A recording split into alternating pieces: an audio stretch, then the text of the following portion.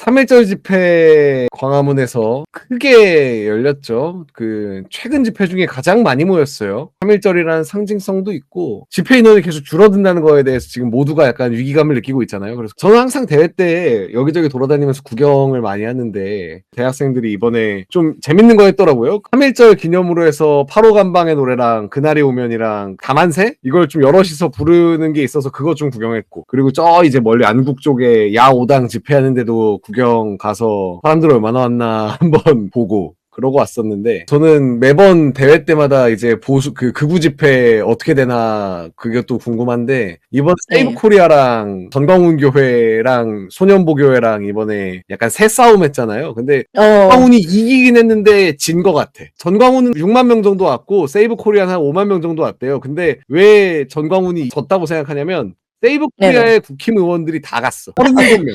그럼 진짜 세이브 코리아 측이야 우리가 이겼다라고 할 그게 되네. 그리고 또 재밌었던 거는 전한길 씨가 원래 3월 1일까지만 활동을 한다 했거든요. 근데 이제 이번 세이브 코리아 집회에서 1시간을 떠들었어요. 아니 근데 사실 배인규도 그때 뭐 유튜브인가 뭐 이렇게 되면서 6개월 활동 안 했으면 되는데 지금 날뛰고 있잖아. 걔네 말은 믿을 수가 없어. 그 인규 단식한대요, 내일부터.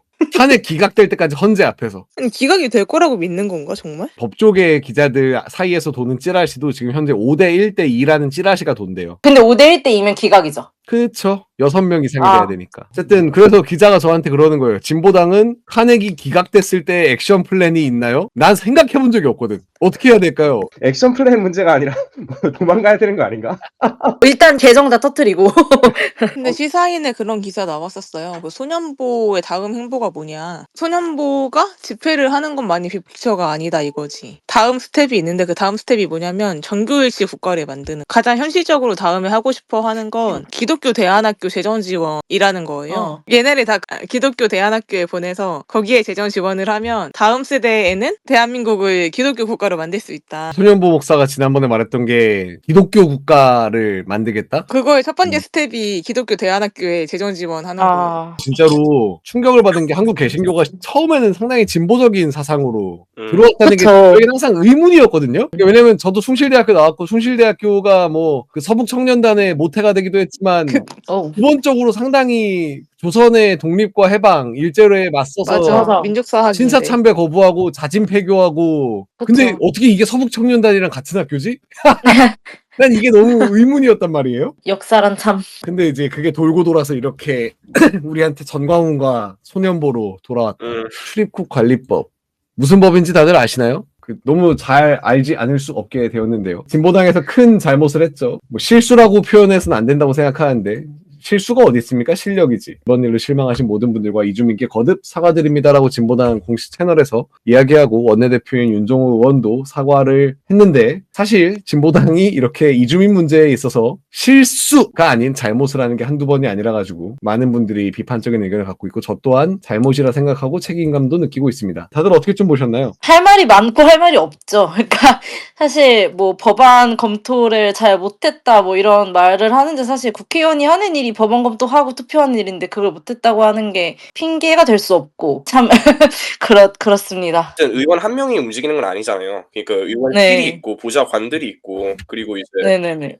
보좌관들이 이 법안에 대해서 일단 인지를 하고 있고, 그리고 사실 이거는 제가 당장 구글에다가 검색만 해봐도 나오는 내용이거든요. 저는 그래서 좋게 말하면 역량 부족이고 좀 날카롭게 얘기를 하면은 근본적인 결함인 것 같아요. 의원실이 돌아가는 데 있어서 저는 굉장히 좀 실망스러웠고, 당연히 재발방지책이 마련이 돼야 된다 그렇게 생각을 했습니다. 사실 실수라고 얘기가 되잖아요. 근데 출입국 관리법의 어떤 대상자가 되는 그 폭력의 당사자들한테는 사실 이게 그냥 단순한 실수가 아니거든요. 사실 이 법 같은 경우에는 기존 법령이 무제한 구금이 가능하게 하는 말도 안 되는 법이었고, 애초에 구금을 한다는 것 자체가 말이 안 되는데 무제한이었던 거를 헌법재판소에서 이렇게 구금하는 거는 반헌법적이다라고 판결을 내린 거를 바꿔야 됐던 거인 거예요. 근데 이거를 또다시 그 헌법재판소가 구금하는 게 위헌이다라고 얘기한 거를 20개월 수용 가능하게 만든 거란 말이에요. 그냥 어떻게 보면 반헌법 정당이 된 거지. 그런 맥락에선 그렇지. 이번 기회에 조금 세게 얻어 맞아가지고 양분이 됐으면 좋겠어요. 우리가 좀 더 치열하게 떠들어야 된다 생각합니다.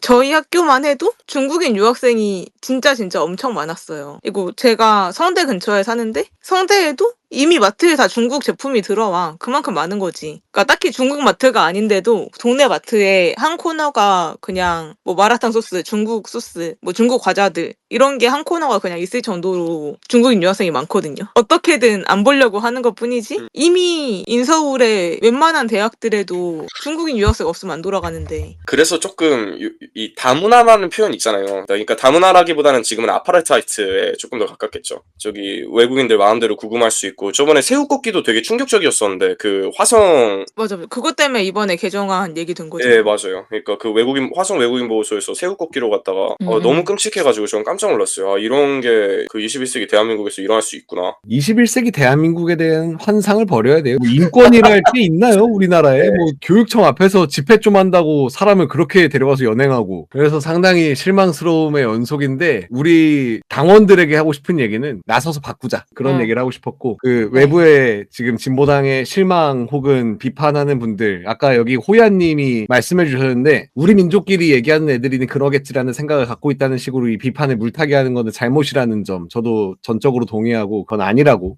다시 한번 단호하게 말씀드리겠습니다. 제 가까운 채친 중에 한 분도 이 사건으로 탈당을 하셨거든요. 근데 진짜 할 말이 없는 거예요, 그 앞에서. 믿어주세요를 할 수도 없고. 어쨌든 우리가 너무 명백하게 잘못한 거니까. 진짜 철저하게 우리가 반성하고 우리가 우리를 까고 그래야만 되는 부분인 거죠, 진짜 이거는. 그 이주 노동자 문제 관련해서 괜찮은 기사 2건 공유 드리고 다음 주제로 넘어갈까 합니다. 애초에 사과문을 쓸 일을 만들지 말자고. 이런 그 실망스러운 모습 보여드려서 그 노동당에서는 이걸 가지고 이제 국회에 진보정이 없다는 논평 내셨는데 할 말 없습니다. 다음 주제는 그 경기도에서 전세사기 피해대책위원회 활동을 하고 계시는 배득현 간사님을 초대 손님으로 모셨어요. 저는 경기도에서 활동하고 있는 배득현이라고 하고요. 처음에는 정말 이제 누구 하나 죽어도 이상하지 않을 정도의 분위기더라고요. 한 500명 정도 있던 톡방에 들어갔었는데 그때가 이제 딱 사건 초기 그 당시 그 피해자분들이 뭐 대부분 이제 1억에서 2억 사이의 돈을 있던 상황이었는데 수순위 피해자라고 해서 이제 만약에 경매나 이런 게 넘어갔을 때 실제로 돈을 거의 받지 못하는 분들이 워낙 많아서 실제로 이제 이거를 알면 알수록 절망에 빠져드는 그런 좀 피해자들이 많다 보니까 그거를 명확하게 사실을 이해하고 내 객관 현황을 인지하고 나서 시작을 해야 되는데 원래 좀 큰 일이 터지면 자꾸 외면하게 되잖아요. 그런 과정부터가 좀 오래 걸렸죠. 사실은 아 이거 진짜 사람 살리는 활동이구나 하면서 한 명 한 명 좀 했던 게 있고 다양한 사연들이 나오는데 뭐 이혼한 사례부터 해서 이제 애가 있었는데 애를 유산하거나 이제 아빠한테 돈을 빌렸는데 혹은 아버지 사망보험금을 넣거나 뭐 하여튼 되게 이제 그 돈이 사실 하나하나가 정말 다 사연이 정말 깊은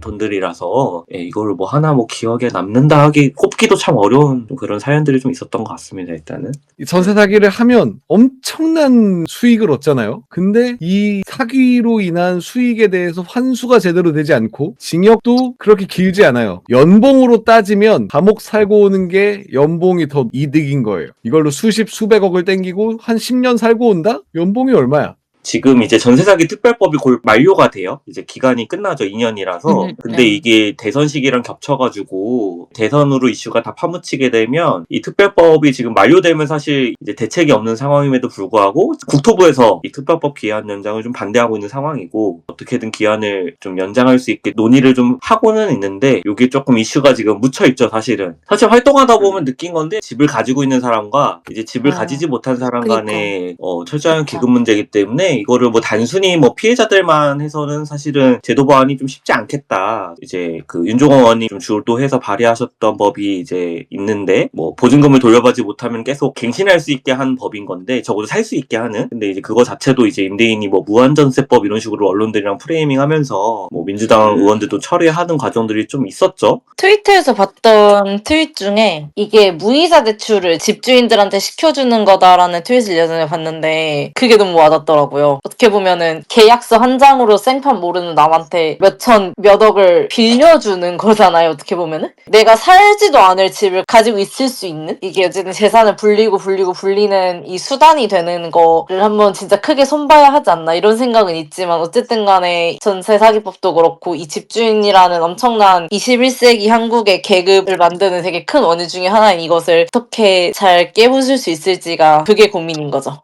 제 기억으로는 음. 전세 제도가 지속 가능하냐라는 얘기 15년 전부터 나왔어요. 내가 그때 조선일보에서 읽었던 기억이다. 전세 어. 우리나라에만 있다. 전세라는 제도가 어떻게 유지가 되는 거냐 하면 부동산 경기가 호황일 때는 문제가 없지. 못 갚아도 팔면 되잖아. 그냥 팔아서 갚으면 되니까 문제가 없는데 지금 그런 시대가 한 10년 전부터 아니었음에도 불구하고 부동산 가격이 떨어지면 그 집주인들이 문제 제기를 할 거고 이러저러한 여러 가지 얽힌 문제들 때문에 인위적으로 계속 펌핑을 하고 있는 거잖아요. 제가 얘기하고 싶었던 거는 전세 사기 특별법 관련해서 윤석열이가 작년 5월달에 거부권을 행사했잖아요. 이제 이유로 된 게 그 전세 사기 특별법을 했을 때 보이스피싱 등 다른 이제 사기 범죄의 형평성을 고려했을 때 이게 정부가 받을 수 없다. 기금을 국민 세금으로 이제 지출해야 되지 않냐 해서 재정 지출 안 하겠다. 뭐 그런 식으로 해서 재정 긴축 기조로 거부권을 행사한 걸로 알고 있거든요. 근데 제가 이거를 보면서 조금 어이가 없었던 거는 만약에 그 보이스피싱 같은 이제 다른 사기 범죄의 형평성이 문제가 있었으면은 그럼 그것도 사실 개정해야 된다는 게 이제 일반적인 생각이잖아요. 보통 사람이면 그렇게 생각을 할 텐데 이 내란적인 사고를 장착을 해가지고 보이스피싱하고 안 맞으니까 이것도 그냥 안 하겠다. 그래서 아유. 참 깝깝한 것 같아요. 이런 애들이 빨리 없어져야지 전세 사기 문제 같은 것도 해결이 될 수 있겠구나 또 한 번 느끼게 됩니다. 서울에 집이 있는 우리 부모, 우리 친척들은 4인 간의 거래를 어떻게 국가가 책임지냐고 해. 근데 4인 간의 거래가 아니잖아요. 국가가 정책적으로 만들고 밀어주고 유지하는 정책인 건데 원래 사인 간의 거래가 국가가 보장하는 거 아닌가요?